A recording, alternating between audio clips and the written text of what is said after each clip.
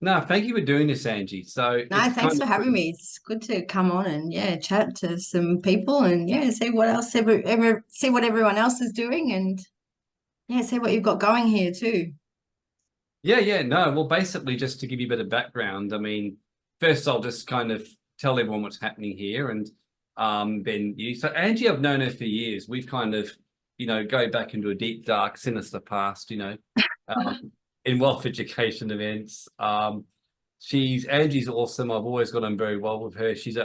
I'm amazed. She's amazing. Not, I mean, Angie's very kind of unusual. She's very sophisticated. I mean, she's just got this wildness to her, and I'm usually find her having a wine or something or whatever else. So I'm amazed she's not drinking wine as she's talking to me. But um, yeah, look, basically this month's been all about women's financial empowerment and really keen to address what I see as I discovered to my horror that one of the fastest growing poverty and homelessness issue, Angie, was basically women in their 40s and 50s who are basically, raised families and did stuff like that. And of course, women aren't as encouraged as much as men in that area until more recently. And I thought, now we've got to do something about that. So the idea just came about, and it's taken a bit of flow. And even though there's not always a lot of people on live, there's people everywhere Yeah. telling me they're watching the podcast, Yeah, and absolutely. Yeah. and I was just like, now I want to get other women exposed to as many successful kick-ass women who I know for real are kick-ass women, and not just women who basically I got to get up and sell them shit. Like as you know, Yeah. being a Yeah. good scam buster yourself, where Yep. you're more cynical than me, and you are helpful. I kind of, as Absolutely. you know, bounce things off you to stop myself getting scammed because I'm more Yeah. trusting than you. Um, but yeah, so I kind of wanted to the real deal. I know you're the real deal. Yeah. Well, We've that's had that's some. why I like the sound of this because that's something I'm very passionate about. I'm a woman in my 40s as well, and this is something that I kind of, just fell into kind of as a second, third, or fourth, or whatever you want to call it, gig, myself. And I've got a lot of friends that, are now have found themselves to be, single mums or kind of out of marriages, out of jobs, in different situations. And that's kind of what I try and do, even just in my own little circle, try and teach them what I know and kind of teach them, new things that they might not have known, or even just teach them how to use skills that they might already have and just how to apply them in a new way, in a new area, and, see if they can carve themselves a bit of a new path that they might not have thought of before, because that's kind of, how I did it bit by bit. Well, tell your story because I know. I mean, your crack up. You always make me laugh, but of course, I know that you, of course, you'd always been, squizzing your little ferret in the crypto, but then you kind of got mandated by a lovely little mutual friend, Mr. Daniel Andrews, and his wonderful, very helpful crew who were determined to help you with your health, and you kind of told them where to go, and that got you Yeah. really into that. So maybe just share the story. Well, yeah, I guess, how I came into the crypto and investing thing, that was certainly not my background. I was, originally I came from a background of events and entertainment, more from, a marketing background. So I was always a marketer, but always, I guess, more from an events and entertainment kind of perspective. So finance and all of that type of thing was definitely not within my realm and definitely not in my forte. But over the years, I kind of got worked into, working into more corporate sort of jobs, but always, from a marketing and events kind of perspective. But the crypto thing was something, as it sort of started in the early days. I've been in crypto since about 2015 is when I really, really kind of got That early, involved. wow. But yeah, 2013 is kind of when I first tried to start dipping my toes. And it was just something, being online and being a digital marketer, it was something that I was kind of always interested in. I was always into something that was a little bit left of field, outside the box. And yeah, the idea of a new type of currency that wasn't controlled by the banks and all of that just kind of spoke to me in a lot of different ways. So I kind of got into it, not necessarily with the idea way back then that it was going to be this big money making thing for me. It was more just, I was just interested in the whole concept of it. So I kind of went into it like that. I was more, I didn't go into it with this big idea that I was going in it to make money. So I just wanted to learn as much as I could. I didn't go into it throwing lots and lots of money into it.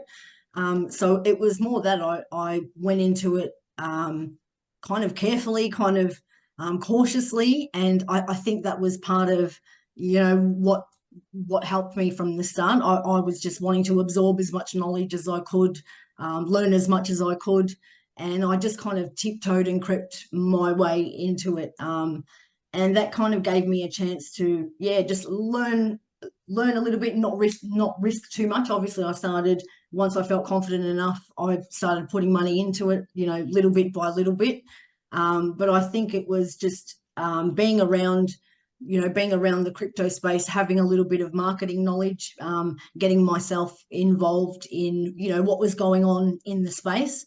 I started, making myself useful to, people that were doing things around the space, having some marketing skills. I sort of started saying, if you need help with social media, if you need help, doing this, and that sort of helped me, make some contacts, get involved with sort of the right people. So I was kind of just using the skills I had to get involved in the right, get involved with the right circles, making myself useful, adding value where I could, and kind of getting into it from there, rather than going into it by wanting to throw in lots of a big amount of money, and kind of, a lot of people kind of want to go into it that way.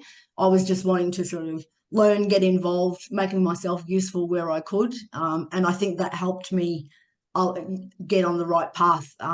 That allowed me to sort of get confident enough to sort of start investing properly and just get on the right track like that. So you really were very risk averse. That's what's kind of I'm hearing. I sort of am, and sort of not. It's just when I started, I didn't have thousands and thousands of dollars in savings, that I wanted to, I was in a little bit of debt. I didn't have thousands of dollars that I wanted to risk, putting into something, especially back then. It wasn't, back in the early days, it wasn't the big industry that it is now. Now it's it's a big whole ecosystem, but back then it was something a little bit more underground. It wasn't something like, when I started, Bitcoin was $300, and I thought, oh, that's a bit risky. I thought, I can't just, and now I look at it where we're looking at, $50,000 to $80,000 Bitcoins. You probably want to go back to that younger self. I want a time machine now too. I thought, if I knew then what I know now, what I would have been selling blood, kidneys, everything to. But yeah, back then I sort of went, oh, $300 just for this kind of mysterious unknown thing. I thought, well, I can't just buy one. I'd have to buy a couple, and then I just thought, risking it $1,500 on something that it just seemed absurd to me. Where now that seems. You had a Facebook post, didn't you, saying you want to go back and bitch slap your that's right. That's why. So at the time, it seemed like just a risky thing. I was more wanting to participate in the so I was still buying, but it was kind of $100 a week, $100 at a time, here and there. But once I started to see that snowball, that's when I started to really take notice. So it was always growing. It was always kind of growing from the start, which is what kept me interested. Of course, nothing keeps you motivated like money and profits. But then just being in it long enough, being part of the cycles of Bitcoin, as we're seeing now, where we're at the start of one of those bull run cycles again. But when I was there for the first time, my first one that it did that, I had what was, a couple of $1,000s in crypto suddenly start to skyrocket, day by day, and reach 5 figures. And I had never had 5 figures worth of savings in my life at that time. And that really made me go, hang on a second, this is something I should, I could make something of, and something I could, should start taking a little bit more seriously. It's not just, maybe it's not just something I should be working on in the background. I could really do something with this. It's a real opportunity, because at the time I was always like, where I had met you, Warren, I had been around investors, and I had always, wanted to buy property and wanted to do things like that. But my situation just never, I was never in a position to buy property. I could never get myself ahead. And I think that's what attracted me to the crypto thing. There was such a low barrier to entry that I could not only learn about it, but I could sort of get in and participate $100 at a time, where other things that I had learnt about previously, other forms of, trading and investing, although I was learning to really get involved and get into it, I was looking at, I had to kind of risk, I felt, thousands of dollars, to really get into it and get my teeth, into it. And I just really wasn't in a position to at the time. And although I had been around it, I had learnt a lot, but there was nothing, I never really had the chance to apply it until I got to the crypto. And then a lot of it did kind of apply, and just crypto being what it is, being such a low barrier to entry, I could sort of jump in and start participating, even with, the $50, the $100 a week that I had to throw in at the time. And yeah, suddenly that did snowball into something. And before I knew it, over time, I was started to look at some serious cash all of a sudden. And it's like, now we're starting to play, Yeah, I love it. I actually love it. Like, and so what actually got you to really take the action? Like, obviously you took that step where one day you're doing this, the next one you're like, what happened with the COVID mandates that got you really moving your ass to where you're now chatting with me all the time, except when Yeah. you So by COVID, I had been doing it for quite a while, and by COVID, I was working for a couple of venture capital groups that do crypto deals and all of that type of thing. Do pre-sale deals, crypto deals. So I was working by that because I had been in the industry for quite a while. I was working for a couple of venture capital groups, putting together their marketing, doing marketing for a couple of crypto projects. And as COVID and lockdowns and all of that happened, my work, like everybody, I was working 9 to 5 in a marketing agency, and my work, like everyone else's, got reduced down to pretty much 2 days a week.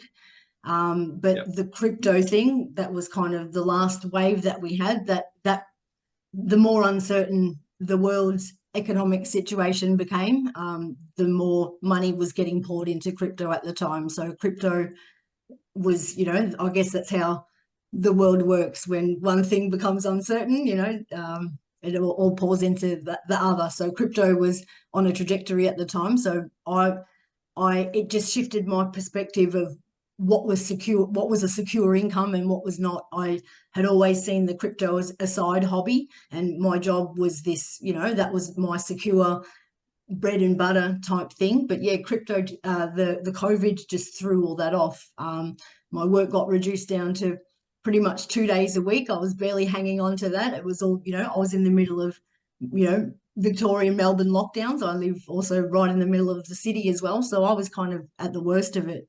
And all the perspective of all that just kind of changed everything. And then still doing the crypto on the side, that kind of got ramped up, and I started to realize that I'm earning a lot more doing the crypto than I am from my job.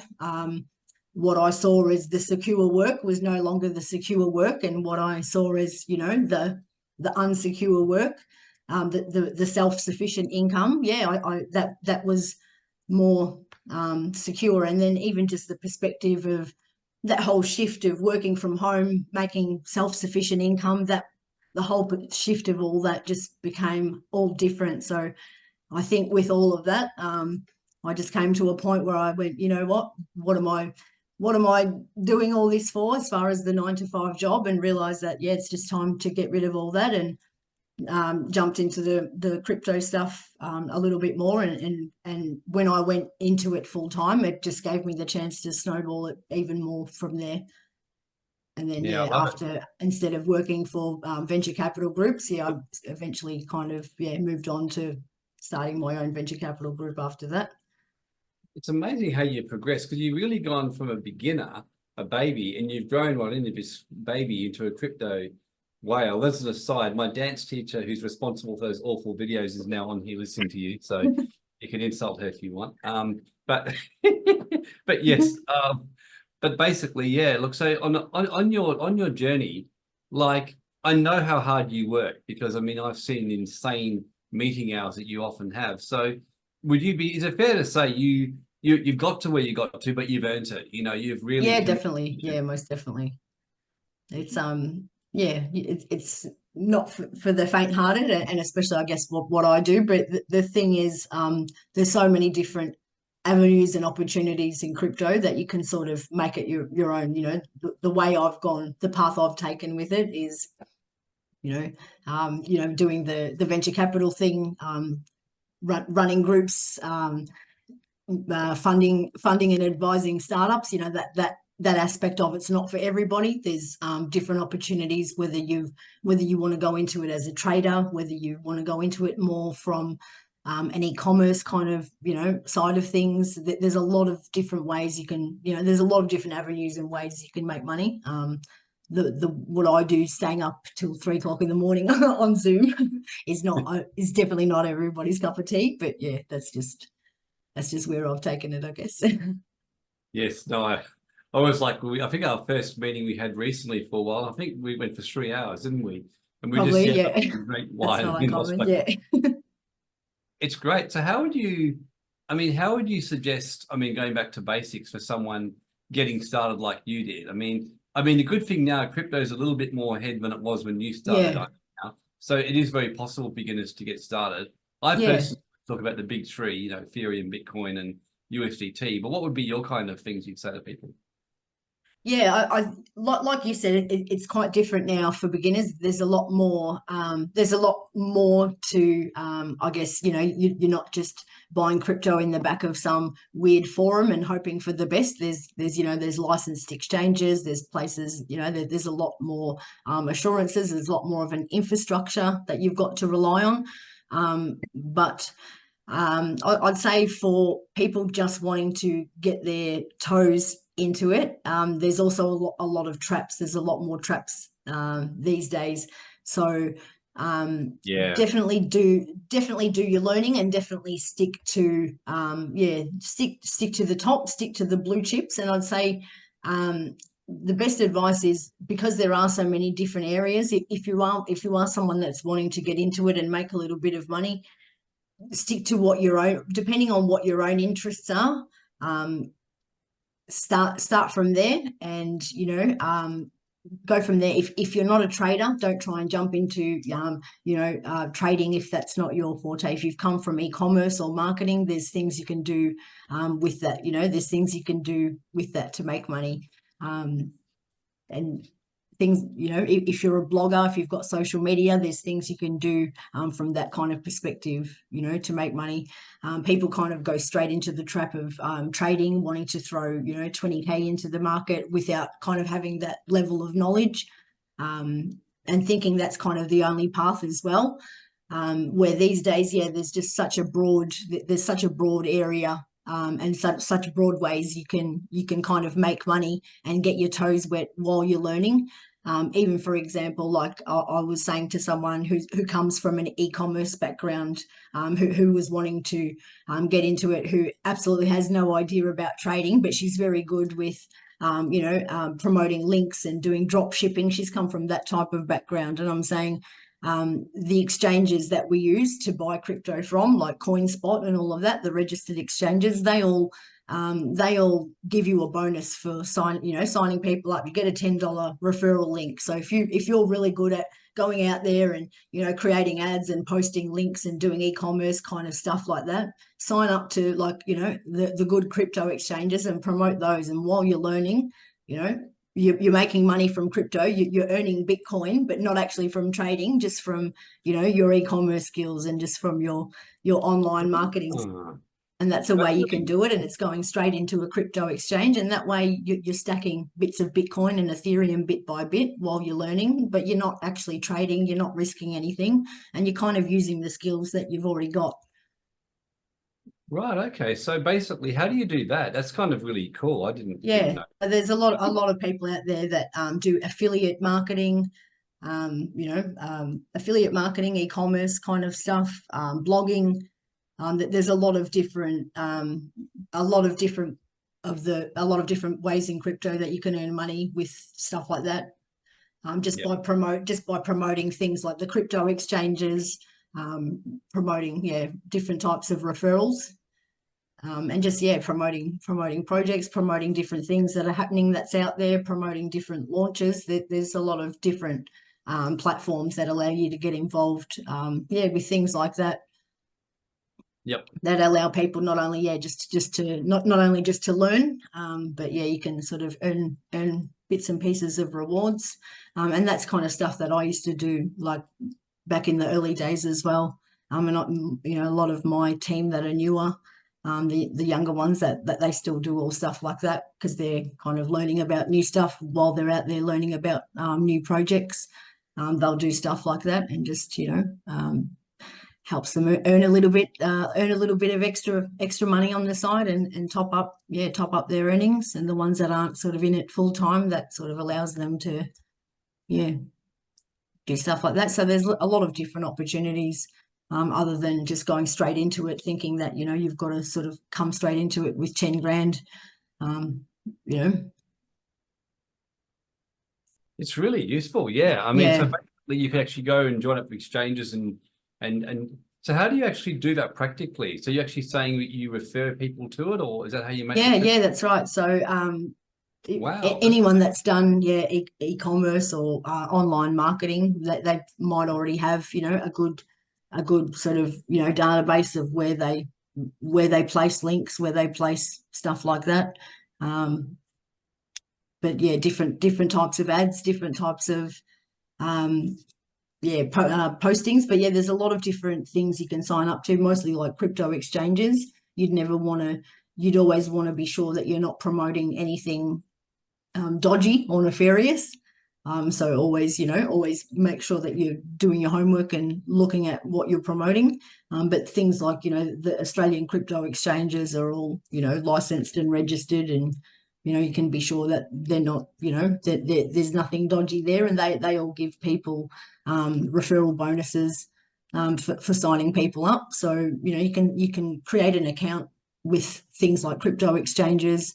And then just, what you can do from there is put referral links out on social media, make ads on social media, or, all over online. There's a lot of different places you can post ads. You can also do things like, there's the websites like Quora and WikiHow, Reddit, when people say, where can I buy crypto in Australia, or where's the best place to buy Bitcoin in Australia? You just answer those questions by saying, here's the best place to buy crypto in Australia. Why I recommend this is because, it's a licensed exchange. It's, it's not one of the dodgy exchanges. It's, licensed, it's regulated, it's insured. You're not going to lose all your money. It's, and so you can do things like that. We're just even in forums where people are out there asking those types of questions. You can make recommendations and just refer them, refer them to your link, refer them to your spot, and you earn money for stuff like that. Some of the other exchanges even, pay you a percentage of how much they trade. So even if you're not trading, if you know some people that are likely to do a lot of trading, just refer them in, and, some of the exchanges will give you a percentage of how much they trade. So while you're kind of doing your learning, and that's a way to sort of earn a little bit while you're learning as well. There's also a few of the there's a couple of new websites as well that do an earn to earn is quite a new concept in crypto, where there's actual sites that you can sign up to, where projects want to, that they want to teach, that they want the community to learn about a new project or a new thing that's happening in crypto. So you can sign up to, there's certain websites where you can learn stuff about crypto that might involve watching a 2-minute video or reading a little paragraph of something, and you'll get rewarded in crypto. So there's lots of little things like that you can. So what's one simple starting thing you could do to get started on something like that straight away? Like, I'm just curious. So there's a site called BitDegree. BitDegree. BitDegree.org. So that's where it's like small little lessons about crypto, like how to get started in crypto. Teaches you how to open a wallet, how to launch a wallet. Let me just double check that link. It teaches you just kind of the basics of crypto. Lots of different.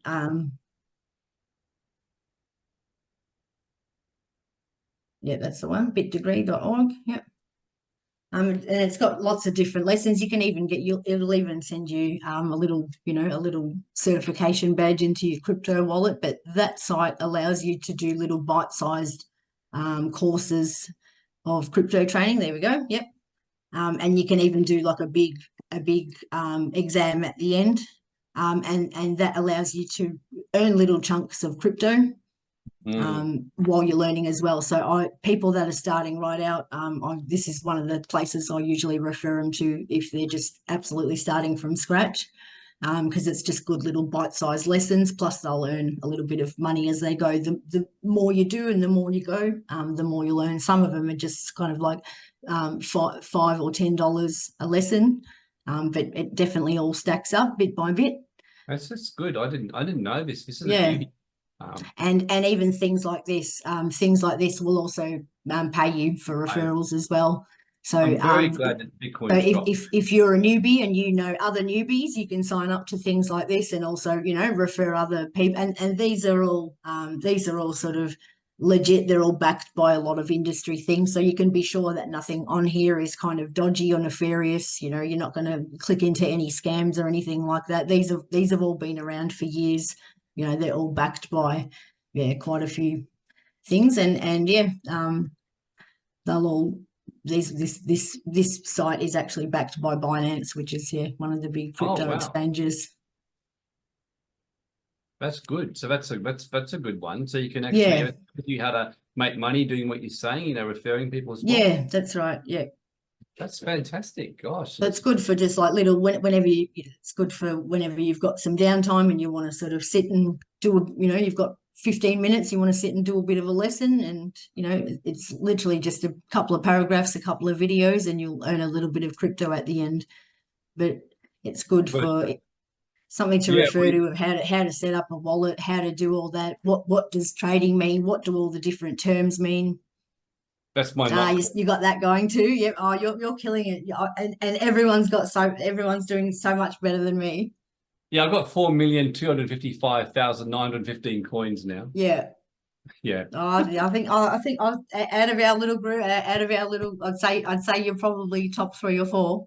Oh, that's beauty. Yeah, no, I just do it every day. And I Yeah. used all the bonuses. I bought the bots. I did everything, man. And I love that announcement. Like we're looking at turning it into a gaming coin. So that could turn out a Because little bit. it is, yeah. I did get that announcement. It is going to be part. So they announced that the makers of Telegram created it. And that it's going to be part of a gaming ecosystem. And so then I started I started going. Yeah, in fact, you should explain because that's one thing that I had a crypto whale tell me in 2018. He came to me who'd made a lot of money, and he's like, "Fuck, what do I do about my taxes?" And so I kind of helped him and showed him stuff legally. But I said to him, "Come on, man, show me how you do this." And so he did. But one of the things he said is he said to do well in crypto, you just have to understand it will fuck with your head if you're a normal investor because nothing makes sense. Like he said, Nothing he makes put these stupid coins with a picture of a dog, like Shiba Inu or Dogecoin, yeah. and it goes off. And then like this coin is called not coin, and it's because probably nothing will ever happen with it. And That's it's just that's like what that's what they wanted to give the idea for, but they've revealed what it's going to be part of. yeah. I can't remember what it's called.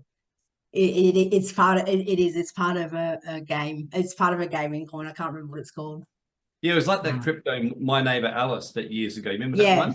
Yeah, I mean, one of my friends got $1,000 in it and woke up and it was worth $600,000. yeah, yeah. I'm like, why the fuck did I get into that? I was so Yeah, upset. they're like that. So and we should do a nice big first lot on it, because I was talking to someone actually about the tax of crypto airdrops and how they're gonna. Have you seen that, or the updates of all that? So No. the first crypto airdrop, because the coin doesn't exist yet, the first airdrop basically is tax free. But if there's a second round, because the coin does exist, it will get taxed. So it's like you But just want to make the first round as big as possible. so maybe just explain, because obviously everyone's going, what the fuck are they talking about? Because now we're moving to excited crypto jargon. Maybe explain to people, because like crypto is a head fuck, and that's how you make money, is when you realize that really dumb coins that shouldn't do anything do well.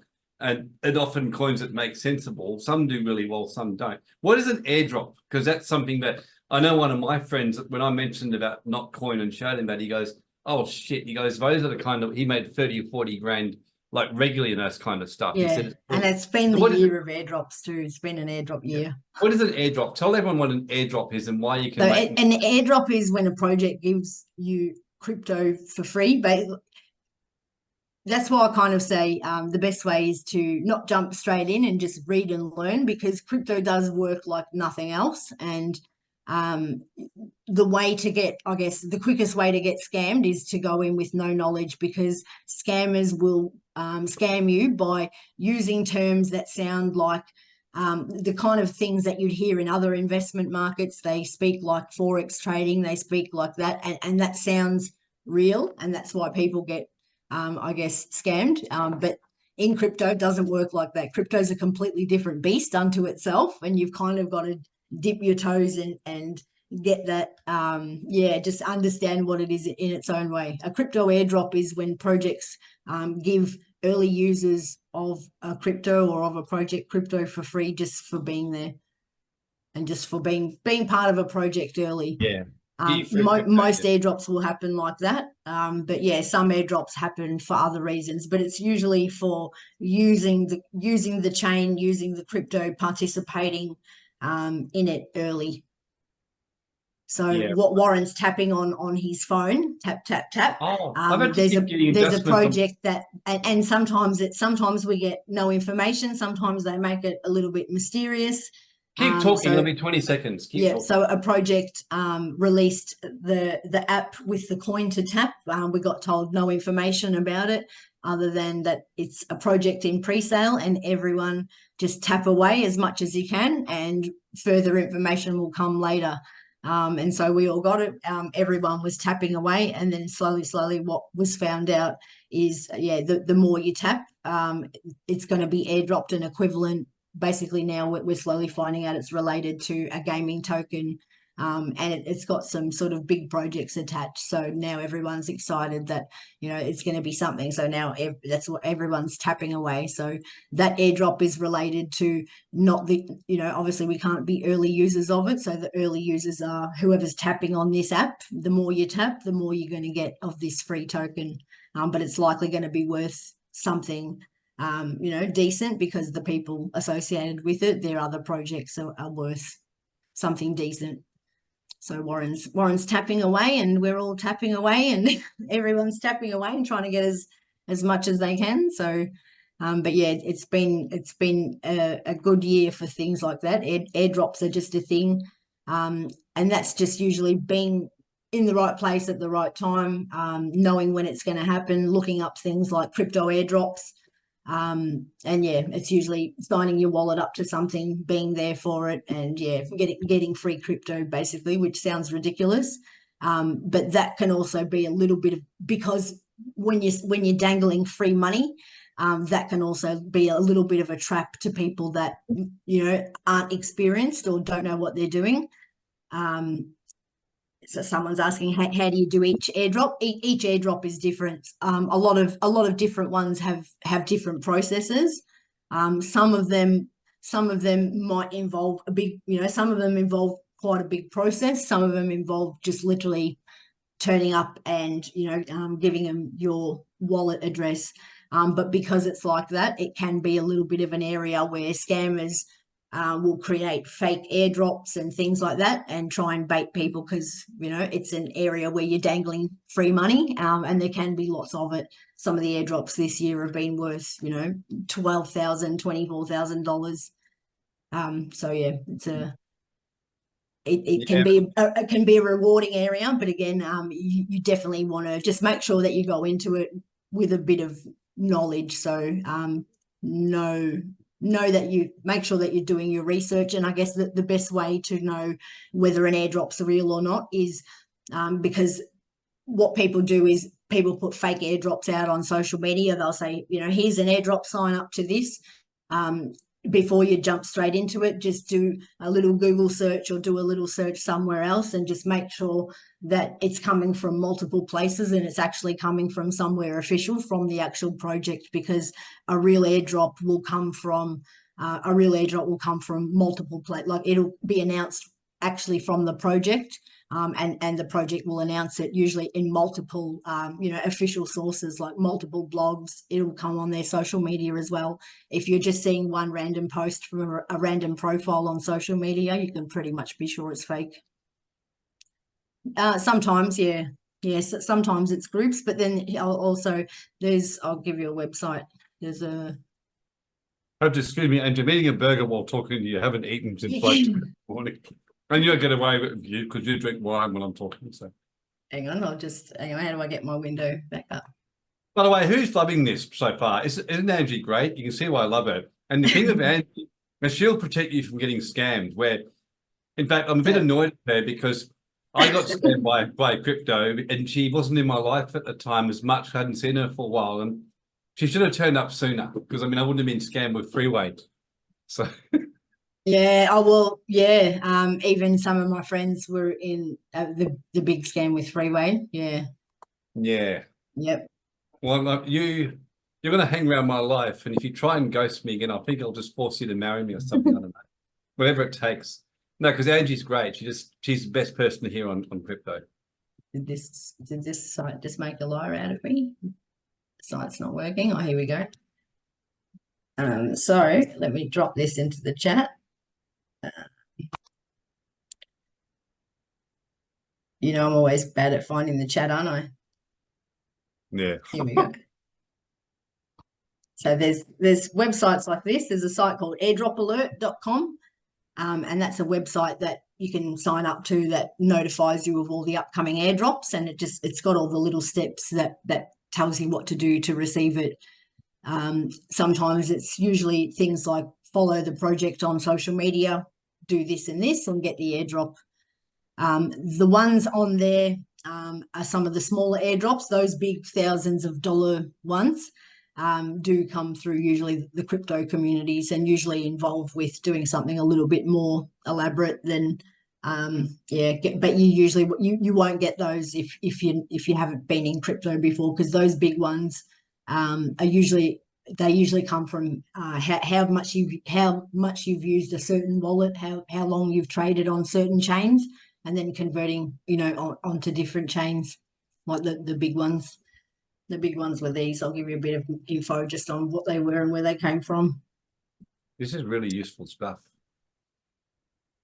Just because it sounds weird to other people going, what do you mean thousands of dollars just came out of thin air? Yeah, I know. It's like the banks, isn't it?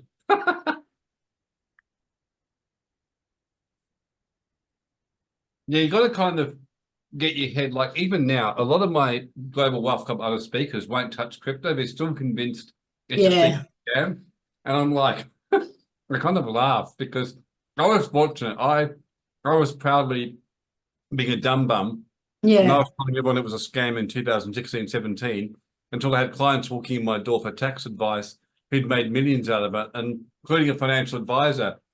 And I want to go back and slap my 2016 self, like really bitch slap him. Yeah, hang on. I don't want to just make sure I don't want to put anyone onto anything that's gonna. No, it's a good starting point. So BitDegree in that is a good place for people to start. So the reason these thousands of dollars of airdrops came out is because there's basically been a new chain put onto Ethereum. So what they've done is anyone, depending on how old of an Ethereum wallet you've got, how much Ethereum transactions you've done, when they've launched this new chain, you can sort of put your Ethereum wallet into it.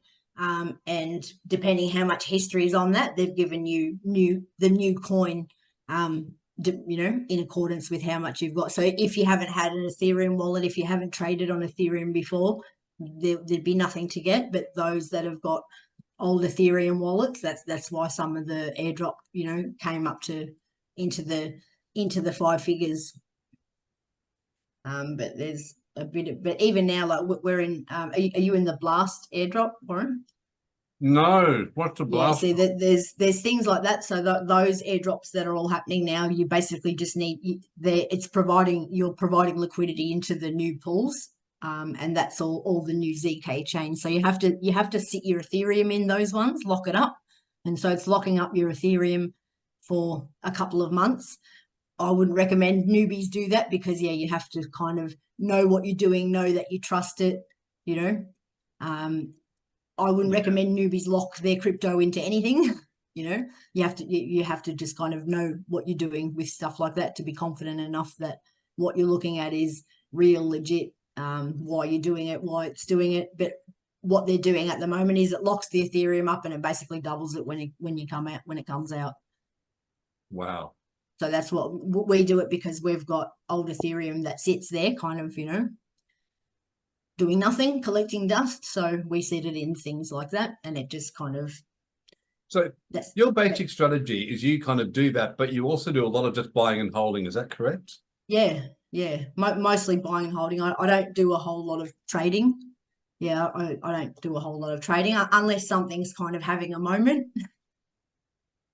Yeah, something's kind of having its moment. If it's launching, if something's having if there's lots of development happening, like that. More recently, I was all about the helium and the Solana and all that because of all the excitement that was happening around that. Helium's launched, mobile networks and things like that. And that's kind of why. So again, that's kind of why I say to people, don't just dive in and do it blindly. Different things peak at different times, obviously. The top ones, Bitcoin and Ethereum, control the whole market. So they're different, but to find other opportunities in all the rest, you've just kind of got to do your homework and see what's happening at different times. And different things happen at different times. If there's news, if there's developments, if there's excitement, there's going to be opportunities. And more recently, there was huge gains being made on things like helium, and that's because they launched they've launched the first decentralized mobile tokens, mobile networks, and things like that. So when Oh, it's things happen, there's going to be you can if see that. you're Like if you're on I've top been of reading. all that news, you're going to make money. Oh, like right now, there's a guy I've been following who has an extraordinary success in crypto, and he talking a lot about artificial intelligence cryptos right now are taking off. Yeah, But the way I cried this morning literally because I was too busy. I didn't put in the one he recommended 2 weeks ago. It's already got up 250%. So if you're willing to put the research in and handle volatility, because you do also have days when you wake up and you're 60% down on your portfolio. absolutely. Yeah, And I absolutely. but it's not for the faint-hearted, but I've had weekends when I've woken up and I'm like, what the heck? My wallet's exploded. And I'm like, What happened? Yeah. how could that possibly have exploded? And then I've had weekends I've gone on, there's just hardly anything on there. Where it's So the other way, what happened? yeah. Yeah. Oh, it's definitely not for the faint-hearted. That's why going into it blindly is certainly not going to do you any favors, because yeah, it is very volatile, and you have to kind of at least know what you're doing and know what's causing all of that, and know what you're backing as well. So I've got a question for you because obviously, and raise your hand if you're feeling FOMO as fuck after hearing all this, because crypto does create more FOMO than anything else on planet Earth that I can think of. It makes FOMO in me, and I'm pretty disciplined. But seriously, for the FOMOs, Angie, where would you say the market's at? Is the best days over, or is there still some opportunities, especially as we're going mainstream? Like, where would you see it's at right now? There's definitely a lot of opportunities. We're just on the cusp of the halving cycle. We've got the Bitcoin halving happening in April, and that's what causes the frenzy that we're kind of seeing a little bit of now, where the Bitcoin price starts skyrocketing up to, I don't know, the price predictions have been a little bit nutty for this round, but I think I don't like to make price predictions, but we're at 80,000 Australian dollars now. We're kind of soaring towards that $150,000, but that's what causes these nutty time frames. So whenever it's the Bitcoin halving that happens once every 4 years. And that's only a thing that happens once every 4 years. So we take advantage of It's those stored times when in it crypto, happens. yeah, and we make money because when that after that happens, it kind of goes flat, and that's when it sits dead for a couple of years. So So we're what is the right Bitcoin on. halving? Just tell everyone what it is, because most people Uh, that it's when the Bitcoin halving is when the mining rewards are halved. So the way Bitcoin comes into the world. Same way, like the way money comes into the world is the bank's printed, it's printed. The way Bitcoin comes into the world is the miners mine it. So as the miners mine it, there's a reward of however many Bitcoin they get for mining. Every 4 years, that reward is halved. So at the moment, we're right down to sort of the minuscule ends of how much Bitcoin they get for mining. And every time there's a halving, because it kind of what's the word? Like it shrinks the supply. It's shrinking the supply basically. So yeah, so in April we're going to have another one of those once every 4 year halvings where the supply of Bitcoin is reduced of how many Bitcoin come out. And we're kind of right down to the minuscule amounts, and that's why people, all charge for it and buy it all up, and the price kind of soars. And we usually have a 12-month run of, all this activity. And it started back in October where we started to see the price of Bitcoin and Ethereum going up, and it's kind of been up since October pretty much. We'll have little corrections, which we've already seen, but overall, it's pretty much been up since then. Obviously, none of this is financial advice.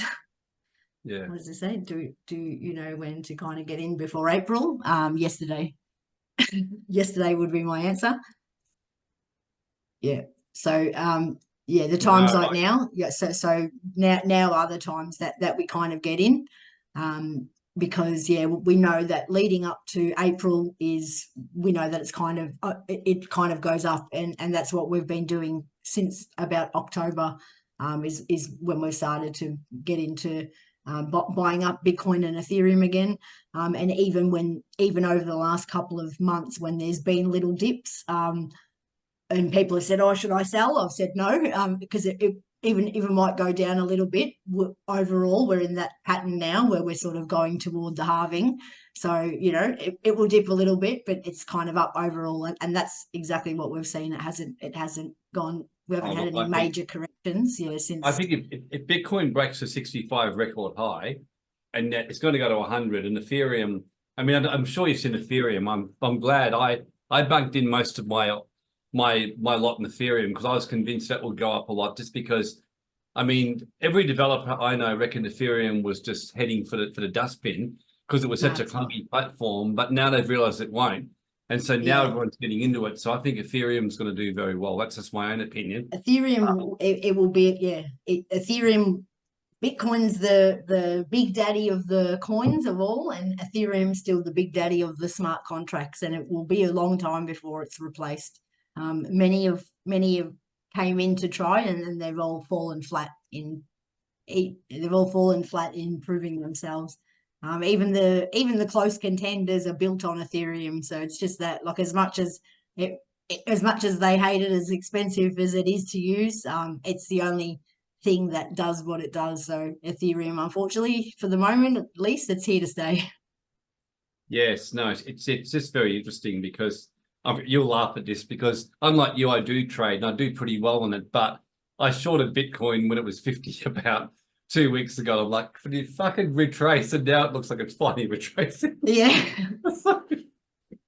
Yeah, but normally I kind of buy and I do that. But yeah, What I does this kind of say? Can you lose more than you have and then be in debt owing it? No, no, you can't. You can only be in debt if you go into debt buying it, which is why I say never do that. Never do that. Um, I've got some friends and colleagues that have done that, and that's definitely not the way to do it, because the moment you do that, no matter how sure a thing is, no matter how much we can say the market's definitely going up, the minute you sort of do things like that and do things that you shouldn't, think something's going to go wrong, and you're going to bury yourself in that hole. I've got a colleague who I've invested with since 2015, and he's we've kind of always invested in the same things. We've had the same opportunities, but he's just got that little thing in him where greed just overtakes him. And whenever there's an opportunity, instead of doing it semi-safely, he just goes in too hard. He'll take a loan, he'll do things on a credit card, he'll do things like that. Yeah, and he'll just do his balls, he'll do himself over, and he'll either dig himself in a hole, he'll be left with a debt, he'll not have enough money to go into the next opportunity, and he'll just always be stuck in that cycle. And he's, since 2015, 2016, he's just never managed to get himself ahead. He's always just been 2 steps forward, 1 step back. Yeah, and he, every time we say, oh, okay, look, we're doing this now, get into this opportunity, he'll always say, oh, I don't have enough to go in. And we say, what do you mean you don't? What do you mean you don't have enough to go in? He's just always on that back foot because he always does those wrong moves where I've never done things like that. If I've only had, $500 to invest in an opportunity, no matter how good the opportunity is, I'll only put $500 in. I won't take a loan and put $5,000 in. And that's always served me well, just doing that bit by bit, because what I definitely do know, and I guess the best piece of advice I give investors in crypto is, the minute you think there's a definite sure thing, this can't go wrong, this is going to be absolutely amazing, that's usually the thing that falls flat. And the thing that you think is going to be nothing to really take note of, like these dog coins, when we thought they'd be useless and think that they're nothing, that's usually the thing that skyrockets. That's why you got to kind of diversify. Trend is your friend. Crypto is very trend focused. Get into a little bit of everything. At the start, I was very all about the technology and these projects are trash and these are good. I was very about all that because I went into it, as a serious investor, but forgetting that crypto's its own beast and we're dealing with a completely different market. And unfortunately, sometimes the trash projects are the ones that make money. And I too many times sat there with being invested in good quality projects, sitting there waiting for them to take off. And then people with, meme coins were sitting there making millions of dollars in front of me. And I'm going, what's happening with my investments, And it was just that. It's just that trend is your friend sometimes. And you've just got to go, it's a beast unto itself. And you've got to just, go through all those types of things and do some learning and just, not being a little bit of everything and know why you're in everything. You've got to be in the blue chips, you've got to be in a little bit of the good new emerging technologies, but be in some of the new trends as well, whether there's something good or, nothing much behind them, whether it's a meme trend or whether it's something quality like AI. Yep. No, and you good. make money. Just don't take loans, don't take credit cards and all that to do it in case something goes wrong, in case it doesn't work out, because there's always a chance they don't work out how they plan. It's good questions. I mean, one of the things I say, this is my financial advisory qualification speaking. Yeah, I like how you're risk averse, because the best crypto whales I've ever worked with were very risk averse. Like I had a guy who made 30 million in like 18 months who came and saw me, and he just sat down, and what surprised me was how risk averse he was. He spent the first 2 hours showing me how to make sure that my wallets were protected from hackers, from attack, what exchanges to stay off. Then he focused on risk management, and he pretty much said, unless it's Bitcoin or Ethereum, he said, you're pretty much better off to have lots and lots of projects, because most of them are going to fail. He said, no matter how good they are, but he said the ones that do well will go feral, and which is exactly right. Even with what we invest in, and I'm an investor where, because of the type of investing I do, I'm not just investing off what I see. I'm actually sitting down with the project, speaking to them. I sort of have some level of closeness, and even then, 70% of the projects I invest in will still fall flat or fall to dust or whatever.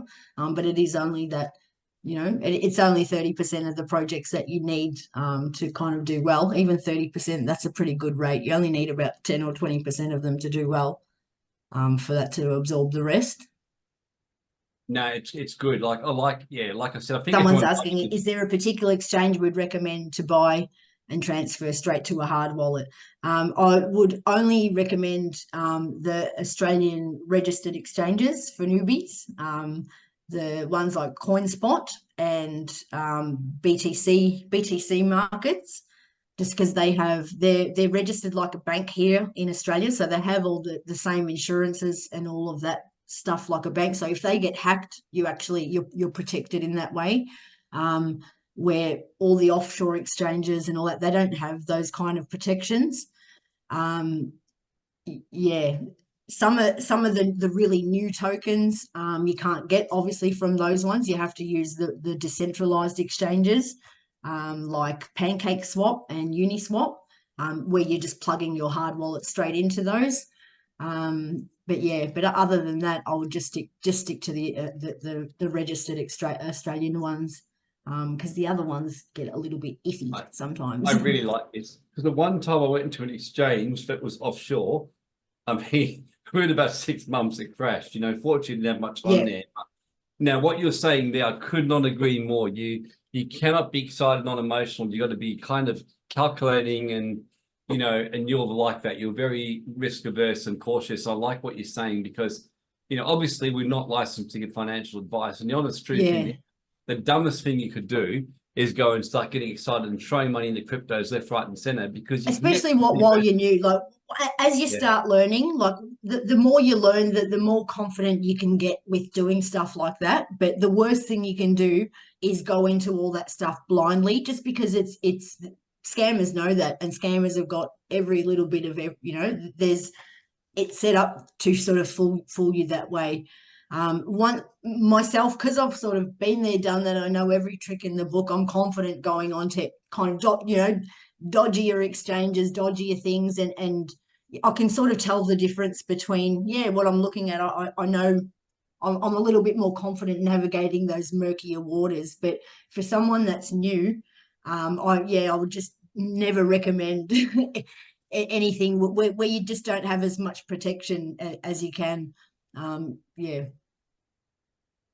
Crypto's a very murky area as it is, and you don't, the thing that will turn you off the quickest is getting hacked or losing money or something like that. The biggest motivator is going to be the money that you start to see, and the biggest demotivator is going to be losing money that you didn't want to see. And it happens even to more experienced people, and it's usually just from being absent-minded, just being too excited, being too quick to do something, and just not being careful. There's a lot of traps that are out there set up waiting for that moment that we do that, Oh yeah, no, this is one of the other things I learned. Like unless they're one of the big three, Bitcoin, Ethereum, or USDT, I don't generally put more than a few percent in any one crypto. And then of course it means if one goes wrong or there's an exchange problem, and I'll never leave money much on main exchanges. I just put it in pretty quickly. I prefer hard wallets. So there's a lot you got to do. At least with those Australian exchanges, because they're licensed and controlled by our Australian financial licenses. If things like if a coin delists, they'll notify you. They'll say, look, this coin's going to be delisted on this day. Everyone withdraw. They give you time to withdraw. Where other exchanges, some of the overseas ones, they'll just delist a coin, and if you're holding it, you might lose all your money, or you might just have to go through a process where you go, what happened?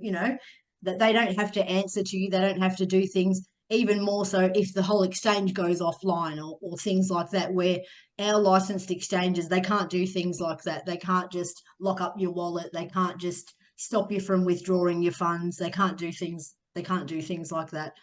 Their licenses prevent them from being able to do that. Even down to if they get hacked, they're insured. So they've got whatever's in their hot wallets that are available to be hacked. If you've got $5,000 sitting in an exchange and you get hacked, you'll be able to sort of go through a process and hopefully get it back. Where if it's sitting in some offshore exchange, even in an American one, like we saw with, the big one that went down recently with FTX, everyone lost their money with all that. Wow. And that was a big American one. That wasn't, that wasn't some dodgy, it wasn't some dodgy scam. Supposedly it wasn't some dodgy third world country scam. That was a big major American exchange, but that going down, we're not protected with anything like that, and everyone's lost all their money. So yeah, just to avoid things like that as much as possible. Yeah, and just keep it in small amounts. Obviously, you might put some on there to trade with sometimes, but always, yeah, just be in control of as much as you can, and yeah, and that's why do your learning as much as possible. And this is the thing I There's want money to to be made. There is. In fact, I just want to answer one question that Ranjit's asking, who I think is a devoted follower of you now. Angie, do you have a membership group? And the answer is very simple. And tell me if I'm right. You kind of do this for me as a favor, and you want to help women, but you just kind of exist in the background. And this is why I like you. You don't go around selling courses, but you Yeah, stay well away from it. You just make money out of it and live life and have the time of your life. And then you're just yeah, doing this to help women and help me out of it. yeah, yeah. I don't have a membership group. I don't sell anything. I don't sell a program. Many people have suggested it, but You're all but very no, I lucky, don't. everyone. Who thinks they're very fortunate to be hearing Angie today? Because trust me, this is rare. Thank you. But Yeah.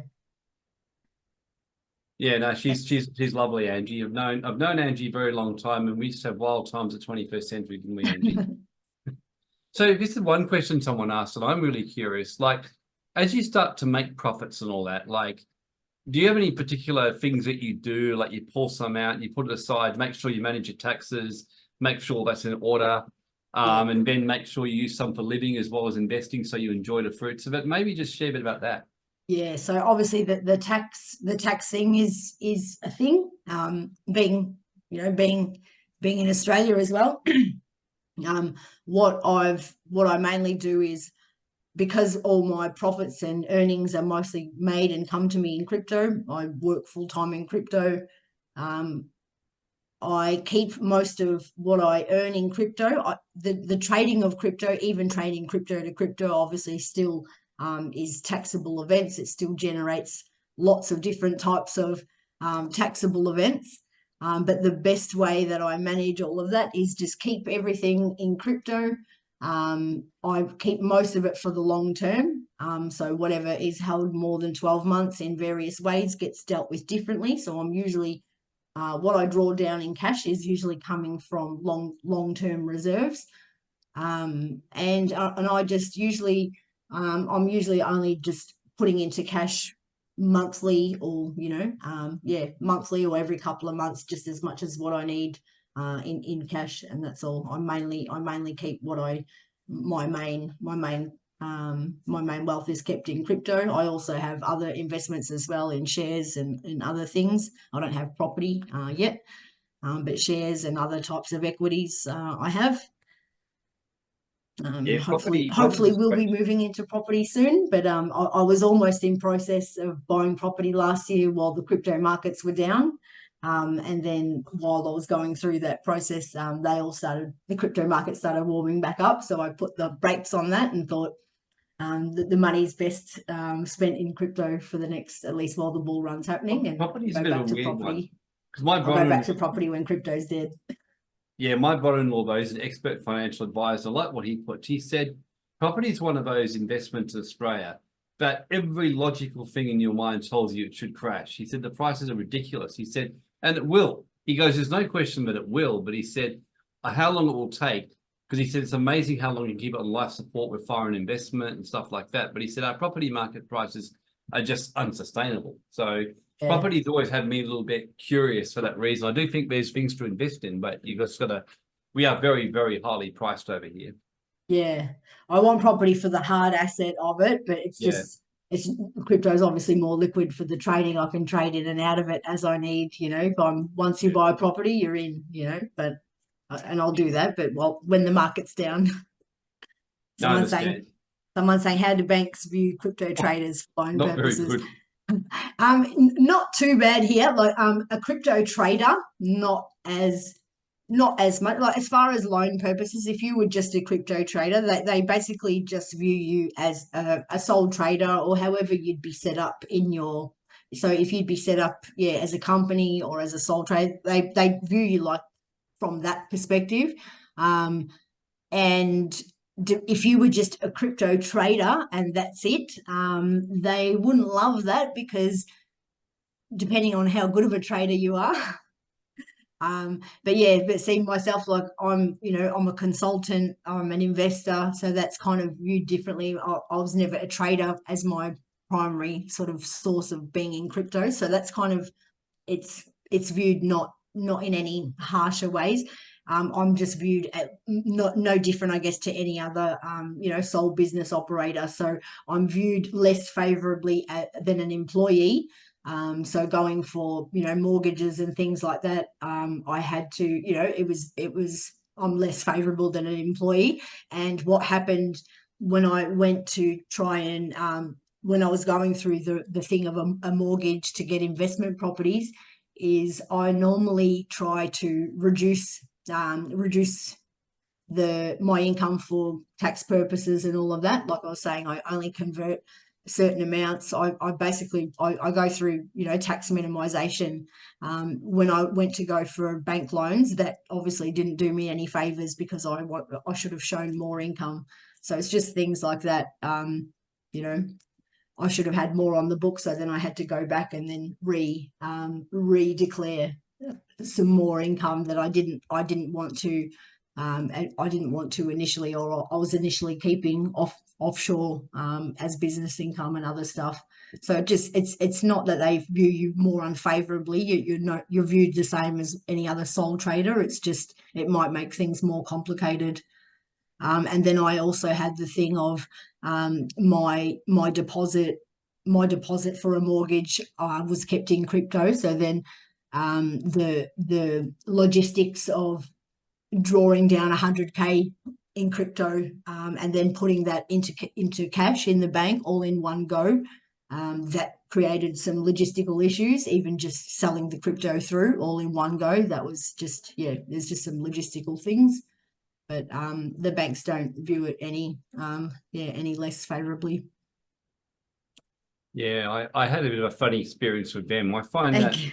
a lot of banks still kind of get a bit weird with you when you go and they do cryptos. They assume you're a money launderer, but Yeah, once they you, do a little bit. There's always a way, but and some certain places, will view you as a money launderer. I mean, I got US Customs viewed me as a money launderer yeah, just because I work in the crypto industry. But I know they're kind of annoying, aren't they? But I mean, this is what I say don't to ever people. say crypto in US Customs. Say blockchain. I learned that. Yeah, but the biggest thing I tell people, because people said, oh, because of that, I said, what you don't realize is that's why the returns are good, because it's hard right now. But once it gets easy and everything's mainstream, those days will be over. It'll be no different to buying Apple or Microsoft. You'll make money. That's what I think. Yeah, and I Yeah, think that cycle of once every 4 years, I think this might be the last potential last one of one. those where we've really got it, where it's it won't Last be one. as profitable as what this one will be. See, I call it I don't Elliot. think those will last long. They'll probably regulate us No. out of being able to make the kind of money that we can. Do you know much about Elliott Wave? Elliott No. Wave trading theory talks about the five stages of any new market or whatever. So I Oh, reckon yep, it was in yep, the last stage of the Elliott. yeah, So back in 2016, 17 was the first one, then it retrenched.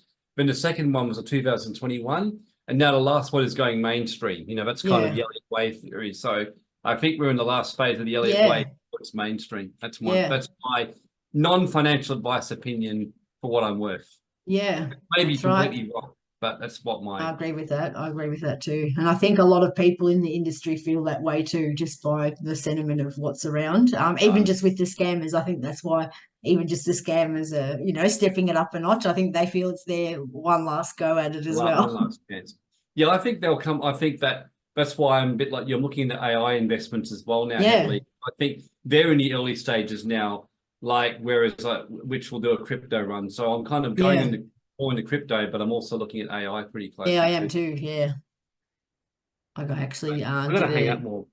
We've got to actually move in did together, I think, and just kind of So I did research that. an AI investment the other day that was from Kickstarter, an AI thing with an AI companion with a hardware unit, one of the good ones, and I approached them for further talks too. That hopefully is a good one. But yeah, I'm all over the AI stuff too. No, look, Like I said, exciting trend time. is your friend. Yeah, the trend is your friend, and I And it's like like that. that whether they work out or not, because you know what, 90% of those projects will fall to dust and fall flat and not come to fruition. But while the hype is there and while it's a trend, that's where the money goes. And so you got to kind of ride those waves. Yeah, and put your Yeah. bets like that. Put your bets on a couple of those horses, in the race. To know that one of them will win, one or two of them will win, one or two of them will get over the finish line. Yeah, well, I think the biggest thing with crypto that I see, just as an observer, was that the first wave was about fuck the government, non-regulation, and that's Yeah, why all those stupid coins did so well. The second wave in 2021 was when it was looking to go mainstream, but was still relatively unregulated. I think this last one, I like what you're saying because you're about the only person I know who's saying the same thing I'm saying. A lot of the early crypto investors don't like it anymore because they said the regulation will kill it. I'm like, no, no, the regulation will make more money because the big players will yeah, get. So the best thing in this wave to do is do things by the law and by the book. Don't do dodgy shit. Don't go and do secret hidden VPNs hidden away. You know, you do that for privacy, do things regulated and do things properly and make sure yeah. your taxes are absolutely immaculate. That's my Only because mm, I mean, you know what? I think everyone's probably got a little bit of crypto hidden somewhere, even down to, you know, like it's the nature of the beast. But for the most part, if you're good at it and if you take the time to be good at it, you can make a lot of money very quickly. So there's kind of no need to do anything dodgy and hide it, because for one, there's going to be too much money to hide. Like yeah. if you're in an industry where you can sort of make a really good living and a lot of money in a very short amount of time, why wouldn't you want to learn to, you know, why wouldn't you want to legitimize that and make sure that you can do it, you know, for the next however long you can do it for? Or why wouldn't you want to make sure that you can do it freely and not have to hide any of that? I could not agree with you more. Yeah. I Yeah, look, I've never been a big believer. I call it hiding in plain sight. I think that what's interesting is that you'd love this. In 2016, in April, Peter Martin, Sydney Morning Herald journalist, did a study of the richest 56 Australians. Angie, guess how many paid tax? Actually, any tax. Have a guess. The No. answer was two. One of Yeah, them paid gone. $4,354. The other one paid 54,000. But they all paid $1 million to their tax advisors and lawyers. Yeah. So in other words, they knew the system was by and large optional, but they did things by the book. So when people say, "Oh, I'm just doing private foundations, I'm hiding it," I'm like, "Why the fuck would you do that?" Like you're sitting there looking over your shoulder, terrified. Whereas you can set up legally, you can set up like structures, you can set up foundations, you can put things in place, you can do things by the book and grow wealth and do it without looking over your shoulder. Yeah, absolutely. You sort of, yeah, you sort of have to. You kind of, you know, otherwise you're at risk of losing it or having it taken away from you. So Yeah, I may agree as with well. Wendy. What Wendy says Gone. here. The world's gone digital. You can't hide anything. I agree. Yeah, that's right. Yeah, it's all, especially now. You know, it can always come back to you. There's always a way. So yeah, why would But you risk that? Especially when there's lots of money there, lots of money to be made. I mean, you know, I've got business partners that have made 7, 8 figures in very short amount of time. Why you know the option would be either run away or, you know, do what you need to do and make sure you can just live a peaceful life out in the open. And that's, you know, option B is definitely the better way to do it. yeah, you're better off to be clean and do things. That's why I really like what you're saying here. That's why I wanted to get you to speak because I knew people would get someone who's genuine, who's living it, doesn't sell a course, and believes in paying taxes correctly and all that. Yeah. Will certainly minimize your tax to the bare minimum, but you'll Yeah, do it. and like I said, that there's always, you know, you know, everyone's got a little bit of hidden crypto. It just happens by the nature of the beast, even just with things like that, airdrops and all that. Until we actually knew certain things, what the deal was with certain things. Crypto is such a new area that I've always tried to be on the front foot. I pay a lot of money to, you know, lawyers and accountants and things like that to try and always make sure I'm on the front foot with things like that. But being such a new area, the laws aren't always up to date with a lot of this sort of stuff. Like, there's been times where I was trying to do my tax returns and all of that, and even just trying to explain to an accountant what we do, what all this stuff means, what the DeFi is, what an airdrop is. Explain to an accountant how thousands of dollars just gets given to you for no reason. That's just that. There's no way in the normal financial world that makes sense in any way. So there's no tax law, there's no law in Australia that can even wrap its head around what that I is and how to deal with things like that. So there were a lot of instances along the way where even the accounts were saying, just don't mention that, especially when they're on new chains, new wallets. We've all got things in the ether that we don't declare, just because there were a lot of things that the laws and the rules hadn't even caught up with a lot of that stuff yet. But only now, they're just, they make rulings and they make updates. Like we're just now they had made some updates to how they want to handle airdrops and all this, because this year's been a massive year for airdrops and people have gotten thousands of dollars. Kind of, it's free money, and people are sort of saying, so what do we do with this? How is it considered? Do we need to pay tax on that? And the rulings are, because they're new coins, new chains, they just had to make rulings on things like that. But up until now, we didn't know how to deal with things like that. So even accountants were saying to us, it's just not to declare or just not to say anything, because it's kind of too hard basket.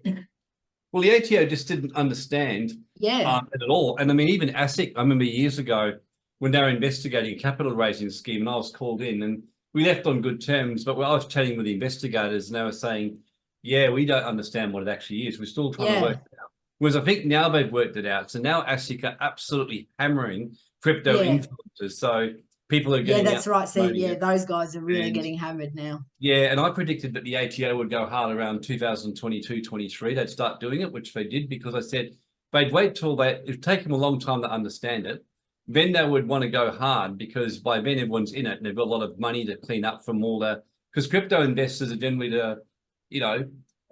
the most non-compliant people I've met, because they just basically don't structure properly. I was probably the first crypto accountant to actually understand it, because I was investing in it. So back in 2018, my videos went viral. So I've actually got really good videos on those and taxes and all that, which I think some of your guys in your group I've given access to. Yeah, they are. Yeah, they've been all over. But you're right. Like most people aren't compliant, and some by choice. But some people also just by that. Even the ones that have tried to be, it's kind of too hard basket. And even when you try to go looking for lawyers and accountants and trying to say, well, how do we deal with this? How do we deal with that? Even myself doing the pre-sale deals and all of that sort of stuff, most people didn't know how to deal with that. And even, a lot of the rules don't know how to deal with that. They know how to deal with it when it's all done on a chain, but I'm doing it all straight on cold wallets, and it looks nefarious when you just look at it like that. And I needed you to protect me from freeway scam, and you needed me. I would have made your life so easy, because I would have shown you about blind trusts and how to use crypto service agreements and all that kind of stuff, and shown you exactly how to be compliant with minimal cost. I could show you all that. So you have to get me to come and speak to your big groups like we talk about. But that's right. It's just, it's such an it only just now and more recently it's all starting to catch up and become a little bit more clean cut. But it was quite hard, so previously a lot of stuff we were just like, well, I'll just hide that, just because it's too hard. It's just too hard to even try and explain it, what it is and how it works, let alone do we pay tax on it. Most accountants have no idea. Like, it's pretty funny when people go to them, and like I said, it's quite funny though if you think about it. You're trying to explain, how do you make your money? I invested in a coin. What does it do? Oh, it's just got a picture of a dog. That's right. And then those ones, that's but what was it actually sell? It doesn't then sell start anything. bringing all that into the mix on top of it. It's just a shit and giggle. Yeah, like it sounds ridiculous. A piss take, which did well because of Elon Musk saying it. That's right. But then I've got like my business partner. He got a $3,000 allocation of that, and it turned into like $6 million. And he got rid of it because he thought it was stupid, right? Yeah, because he hated it, because he thought it was trash. That's what we had to learn, that trend is your friend, So those of us that are, the pompous technology maxis, had to learn those lessons, that he was like sold it the minute he got given it. Like, Yeah. like within a couple of weeks or whatever. But yeah, within a couple of months, it turned into a $6 million stack. Yeah. Yeah, whereas a lot of millennials are gamer, you just when you understand their way of thinking, they just like anything that takes the piss. That's why when you showed me Yeah. that not coin, That's which is right. We had like to, probably nothing. that was exactly the power of social media, TikTok, Elon Musk saying one stupid, a picture of a dog on a coin while we were invested in, blockchains, layer ones, the new technologies, and wondering why at the time they really weren't budging, but it was the new trend of the meme coins and all that.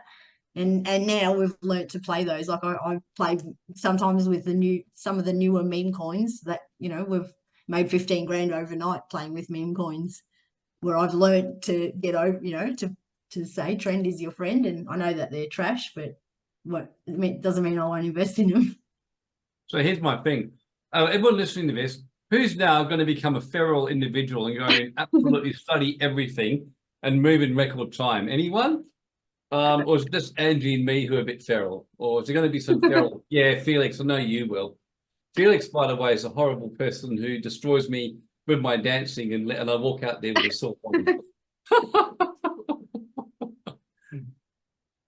Yeah, no, it's good though. In all seriousness, it's great, Angie. Thank you. In fact, the problem you've now got is I think everyone's fallen in love with you, still wanting to join you on social. And little do they know that you don't even respond to me and you love me. So it's kind of I like you like leave me waiting for days for the I response. know, no, it's the meetings, it's the meetings.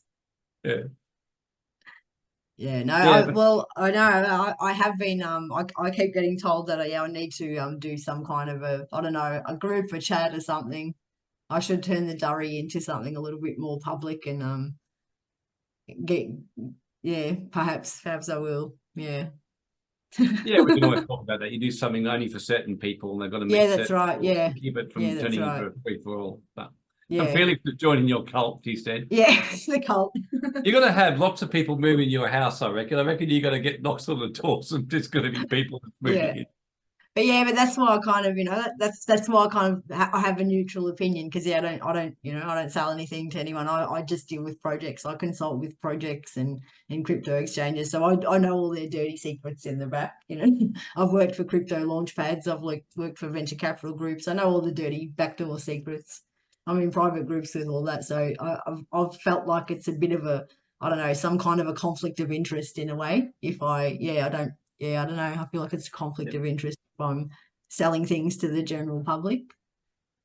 Yeah. Yeah, I mean, how open would you be, Angie? Because on the 9th of March, I'm actually doing a Women to Wealth event with some people. Would you be open to come in for those who sign up for the event and do an hour or something and teach a few Yeah, things? absolutely. Yeah. Oh, you legend. I mean, who's Yeah. going to definitely come to the event now? Yeah. Oh yeah, no, Angie's great, isn't she? She's a huge hit. I mean, seriously, Angie, you've done. I knew how good you were, but I heard your heart coming through. I can see how much you want to help people, and Yeah, I do. Yeah. that's what comes through to everyone. The genuineness of someone who's not trying to sell something. Yeah. Um, so thank you from the heart from me for coming and sharing and helping Oh, empower thanks for having women. me, And guys. oh Yeah. yeah, look, because I A mean, big part of society. why I like to help people is, and especially with this, is because yeah, before it really took off me. I mean, I was broken in debt up to my eyeballs before. This is something I'd never thought in a million years. I'd be doing. I was just plodding along in my normal job, lots of debt. Trying to buy a property, which I always thought would probably out of reach, and I never thought in a million years. But just kind of by accident, kind of by falling into it, yeah, it's kind of put me on a completely different path. And that's why why I'm really passionate about, trying to open that door for other people too. Yeah, because it's probably something you never thought of. It's probably something that you don't expect. And yeah, just opening that door and dipping your toes in, it might open you up to something, a path that you never thought you'd be on as well. No, I love it and very pleased you're coming to the event. So it's good because yeah, now giving I want to give in the Global Wealth Club people really genuine education from people who everyone who works as clients or friends of mine, and I know are the real deal because there's so much scamming out there. And I mean, it's horrible that we live in such a wicked, corrupt world where we It have to is. be like that. But you know, we don't have to be like that. We can kind of do good by people and make a lot Yeah. of money doing it. Yeah, that's right. Absolutely. Thank you so much for being here, Angie. Have a good Thanks, night. guys. Thanks so much. Thank you. Enjoy See you, your man. night, everyone.